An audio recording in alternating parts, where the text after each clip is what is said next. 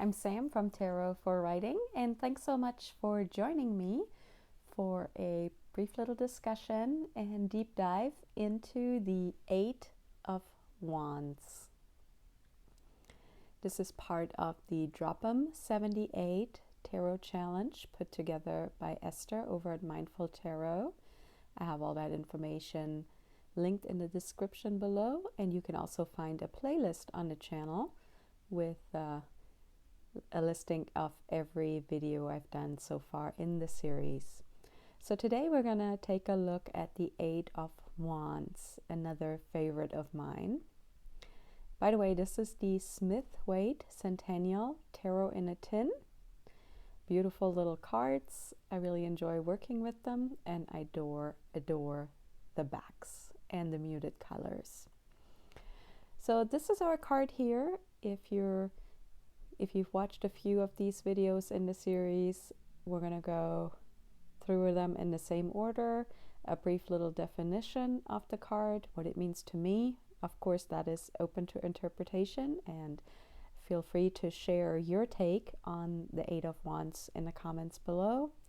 Then I'm going to zero in on a detail and kind of chat a little bit about what popped into my head as I was thinking about this detail today. And then I'm going to talk a little bit about how I use a card like this to inspire my fiction writing. So let's start with the definition. This is really the card of progressive action, of movement, of swiftness, of acceleration. And we can sort of see that in these wands flying through the air. They almost look like a whole bunch of arrows swiftly moving across the sky. And that is really what that card means to me, just taking some fast action, not overthinking it, not stopping, not pausing, not being cautious, to just go for it, run with it, and see how much I can get done in a day, in an hour, however much time I have to dedicate to a particular project, for example. And then the detail that caught my attention today is the house on the little hill that we see in the background of the card. So we can see a river that separates us from this little house on the hill, and then the hill and a white building on top of it. And it looks to me like we're a long way away from this house, and I'm kind of thinking maybe that is our home, so we're a long way away from home. And the way I'm kind of interpreting this today is that we're pretty far out of our comfort zone. So when we take this swift action, it can take us out of the comfort zone pretty quickly. But also, if we're struggling with stepping out of our comfort zone and kind of second guessing and overthinking stuff too much, sometimes just taking swift action and just doing it quickly and letting go of the need to know everything and to have everything be perfect kind of helps us break through that barrier that is our comfort zone and helps us get out of it. So I kind of thought that was interesting, having that little house so far away. And then, of course, the implication is the house a goal? Is that where we're trying to get to or get back to? You know, the house could stand for security, stability, reaching that aspect of a particular goal. You know, for me, with my fiction writing, is the goal to make enough money from my books to pay all my bills, to live off of the fiction writing comfortably. In that case, you know, this is a goal I'm moving towards. Or is it something I'm moving away from? You know, the whole idea of growing up and moving away from home, kind of exploring something new and having to leave the old familiar and the comfortable behind. So I thought that was kind of interesting. Now let's talk a little bit about how I might use a card like this to inspire my fiction writing. I use tarot cards every day in my writing. I use it to help me come up with story ideas. I use it to help me develop characters for my stories. And I use it to layer in a little bit more interest in particular scenes and chapters that I'm working on. So let's talk a little bit about how I might use a card like the Eight of Wands when I'm writing. Let's start with the characters. So it could inspire me to come up with a character who moves swiftly, who takes action, who doesn't second guess himself. Somebody who just jumps in and does whatever needs doing. Somebody that moves either towards something quickly or away from something. Again, that duality, that idea of we don't really know which way these wands are flying through the air. So it could be a character who is maybe running away from something, from a situation, from certain people, somebody that's on the run. I could also have somebody who travels a lot, and since these wands are moving through the air, the first thing it makes me think of is maybe a pilot. That could be an interesting character for a romance novel. And then to go back to the whole idea of someone who takes action, who jumps in and helps no matter what's going on, that kind of made me think of a first responder.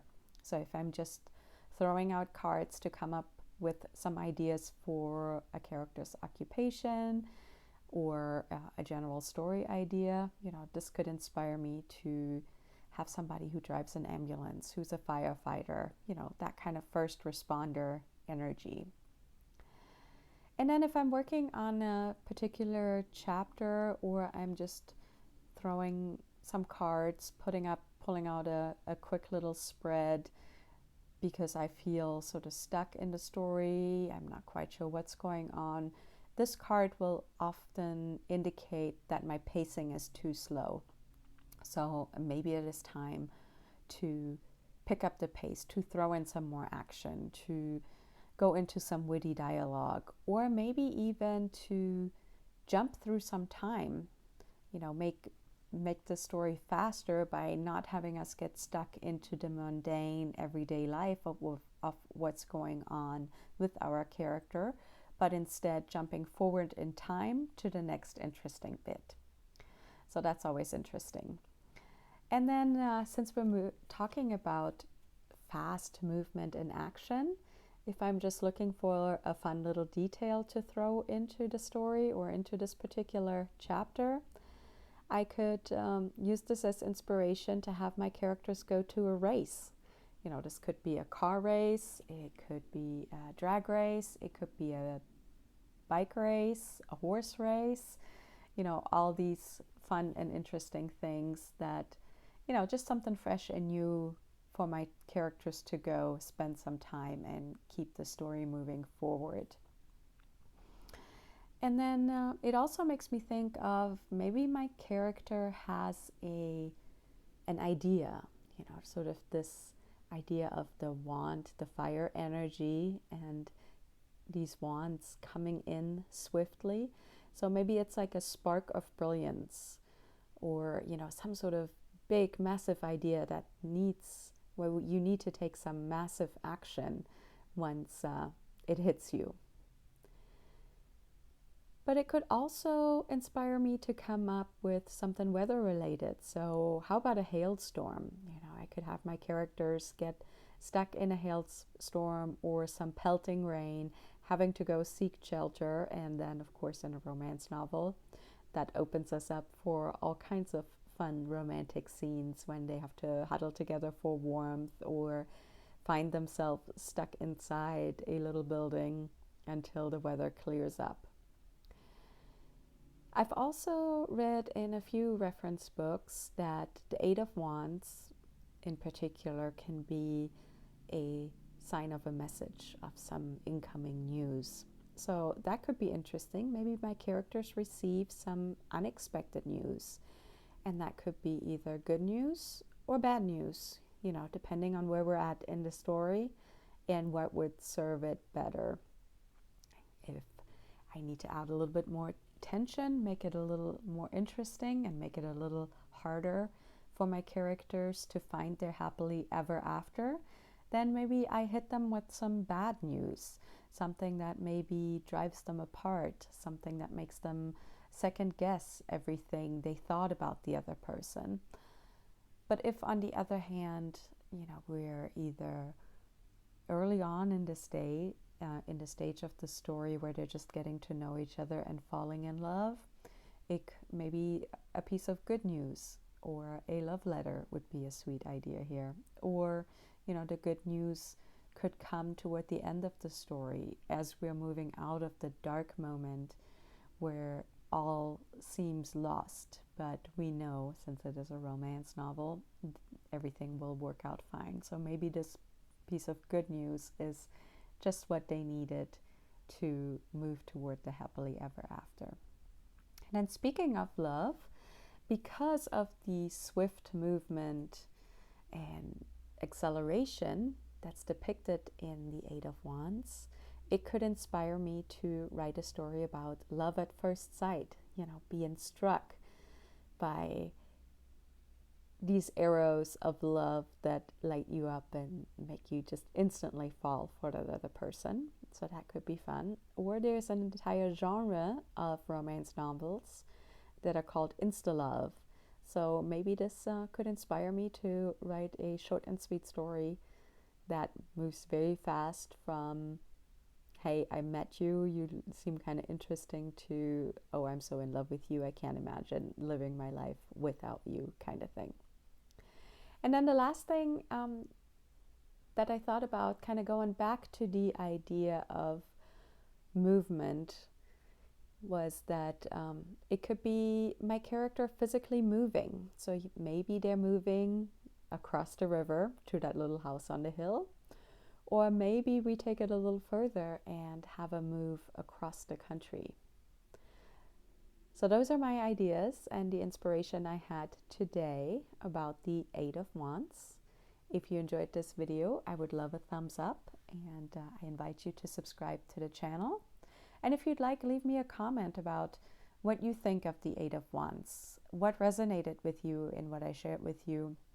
What do you see differently? I always appreciate seeing a card with different eyes, getting some new inspiration, some new ideas on how to interpret the various symbols on these cards. And of course, I'm going to continue my journey through the wands and through the remainder of the tarot deck, and I invite you to follow along by subscribing to the channel or by checking out the Tarot Deep Dive playlist. And I will be back in the next video tomorrow with the Nine of Wands. I'll see you then.